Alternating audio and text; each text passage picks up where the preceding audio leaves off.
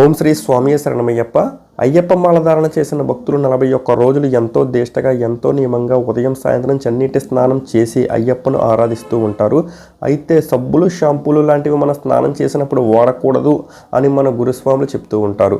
దీనికి గల కారణం ఏంటంటే సబ్బులు షాంపూలలో యానిమల్ ఫ్యాట్స్ మరియు కోడిగుడ్డు లాంటివి కలిసే అవకాశం ఉంటుంది. అయ్యప్ప మాలధారణ చేశామంటే మన ఒంటిపై అయ్యప్ప స్వామి ఉన్నాడు అన్నంత పవిత్రంగా మనం భావిస్తాం. కాబట్టి ఇటువంటి కెమికల్స్ మరియు కోడిగుడ్డు లాంటి కలిపిన ప్రొడక్ట్స్ వాడకూడదు అని మన గురుస్వాములు చెప్తూ ఉంటారు. అయితే ఒకసారి ఆలోచించండి, 41 రోజులు మనం ఎటువంటి సబ్బులు షాంపూలు వాడకుండా ఉంటే మన ఒంటి నుండి విడుదలయ్యే చెమట ఎంతో కొంత దుర్వాసనను అయితే రప్పిస్తూ ఉంటుంది. మరి దీనికి ప్రత్యామ్నాయంగా ఏం వాడాలి అని మన గురుస్వాములను అడిగినప్పుడు సున్నిపిండి వాడమని సలహా ఇస్తూ ఉంటారు. అయితే మన బిజీ లైఫ్లో మనం రోజు ఉదయం ఆ సున్నిపిండి కలుపుకొని మనం ఒంటికి రాసుకొని స్నానం చేసే అంత తీరిక ఉంటుంది అంటారా? మరి దీనికి ప్రత్యామ్నాయంగా ఏముంటుంది అని నేను యూట్యూబ్లో సెర్చ్ చేసినప్పుడు హోమ్ మేడ్ సోప్స్, అంటే మన ఇంట్లో వాడుకునే ప్రొడక్ట్స్తోనే సొంతంగా మనం సోప్ తయారు చేసుకోవచ్చు అని ఒకటైతే చూశానండి. ఆ ప్రాసెస్తోనే నేను ఈ సబ్బు తయారు చేశాను. ఈ సబ్బు చూడడానికి మైసూర్ శాండిల్ సోప్లా ఉంటుంది. కాకపోతే ఈ సబ్బు నేను ఇంట్లో మనం వాడుకునే సున్నిపిండి, వరిపిండి, పెసరపిండి లాంటి ఇంట్లో ఉన్న ప్రొడక్ట్స్తో మాత్రమే తయారు చేశానండి. ఈ ప్రాసెస్ ఏంటి ఎలాగా అన్నది నేను ఇప్పుడు మీకు చూపించబోతున్నాను, చూడండి.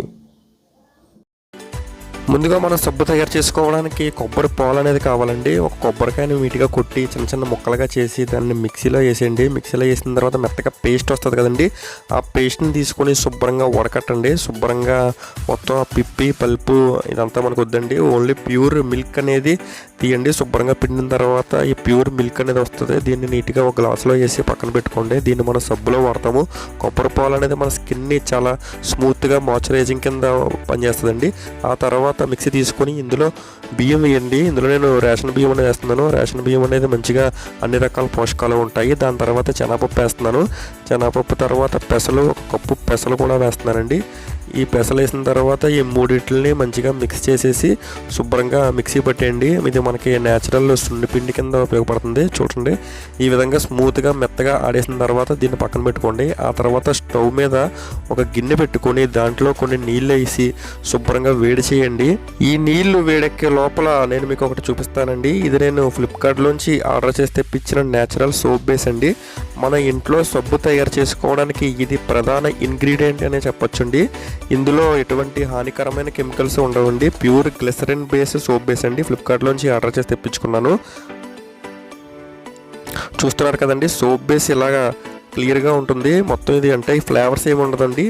మనం ఏ సబ్బు తీసుకున్నా న్యాచురల్ అందులో బేస్ అయితే ఇదే ఉంటుందండి. ఇప్పుడు ఫర్ ఎగ్జాంపుల్ రెక్సోనా, సంతూర్ ఇది మనం తీసుకున్నాం అనుకోండి, న్యాచురల్ బేస్ అయితే ఇదే ఉంటుంది. అందులో కలిపే ఫ్లేవర్స్ కానీ వాళ్ళ ఫార్ములా కానీ వేరే అయ్యి ఉంటుంది. చూసారు కదండి, ఈ విధంగా సోప్ బేస్ని చిన్న చిన్న ముక్కలుగా చేసి గిన్నెలో అయితే వేసుకోండి.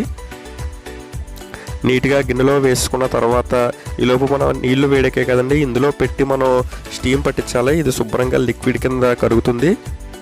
శుభ్రంగా స్టవ్ మీద పెట్టిన తర్వాత మూత పెట్టండి. శుభ్రంగా ఇది స్టీమ్ అనేది అవుతుంది.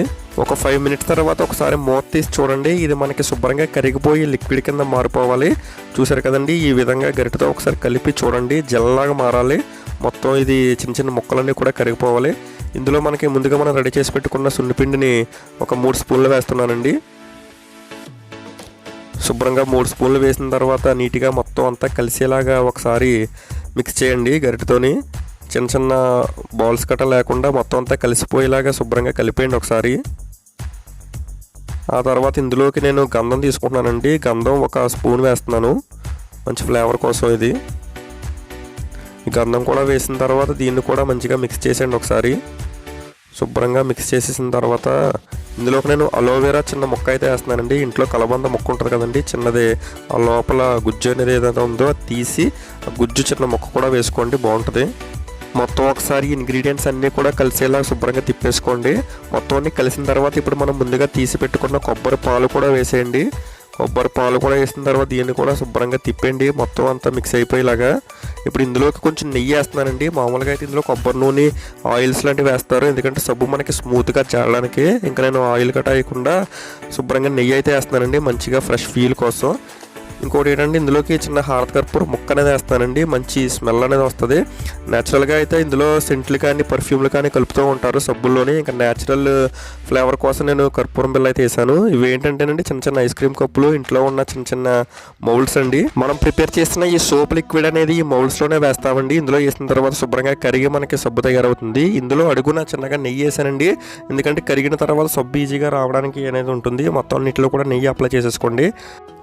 ఇప్పుడు స్టవ్ ఆఫ్ చేసేసి ఈ సోప్ లిక్విడ్ ఉన్న గిన్నెని బయటికి తీసేయండి. బయటికి తీసిన తర్వాత కొంచెం బాగా వేడి తగ్గే వరకు చిన్నగా కలపండి.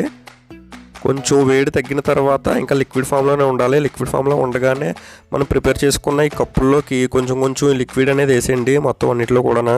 విధంగా ఈ సోప్ లిక్విడ్ కప్పుల్లోకి వేసిన తర్వాత దీన్ని మనం కూల్ చేయాలండి. ఇంకా శుభ్రంగా దీన్ని ఎక్కడ కదపకుండా ఒక పక్కనైతే పెట్టేయండి. అలా ఒక 1 అవర్ 1.5 అవర్ అయిన తర్వాత ఒకసారి చూసినట్లయితే మీకు ఈ సోప్ గట్టిగా అవ్వడం గమనిస్తారు. ఈ సోప్ని ఒకసారి మనం కింద ఇలా కొడితే సోప్ అనేది కప్పులో నుంచి బయటకు వస్తుంది. చూసారండి, ఈ సోపు మైసూర్ శాండిల్ సోప్ లాగా చూడడానికి ఎంత చక్కగా ఉందో. నీట్గా గడ్డ కట్టేసి నిజంగా మనం బయట కొన్న సోప్ షేప్లోనే వస్తుంది. మొత్తం అన్నీ కూడా ఇలా కొట్టేసి కప్పులో నుంచి సోప్ని బయటకు తీసేయండి.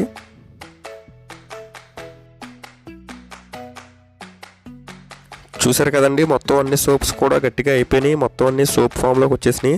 ఒకసారి దీన్ని నేను నా చేతులకు అప్లై చేసి చూస్తాను, చూడండి. ఈ సబ్బు అయితే ఎక్కువ నురగ అయితే రాదండి. మనం బయట కొన్న సబ్బుల్లాగా నురగ అనేది ఎక్కువ రాదు. ఎందుకంటే బయట సబ్బుల్లో లై solution, caustic soda, sodium citrate లాంటి కెమికల్స్ అనేది కలుపుతారు. మనం కూడా కావాలంటే అవి కలుపుకోవచ్చు. కాకపోతే నేను ఇంకా న్యాచురల్ ఇంగ్రీడియంట్స్తో ఓన్లీ కెమికల్ ఫ్రీ సోప్ తయారు చేయాలనుకున్నాను కాబట్టి ఇంకా అవేమీ కలపలేదు. కాబట్టి నురగ అనేది కొంచెం తక్కువ వస్తుంది. సబ్బు కూడా కొంచెం బయటతో పోలిస్తే కొంచెం మెత్తగా ఉంటుంది.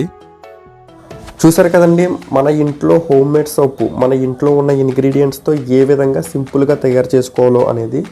నేను చెప్పిన ప్రాసెస్ కనుక మీకు నచ్చినట్లయితే మీరు కూడా మీ ఇంట్లో ఈ సోపు తయారు చేసి చూడండి, చాలా బాగుంటుంది. అంతేకాకుండా మన ఛానల్ ఒక సబ్స్క్రైబ్ అయితే చేసుకోండి.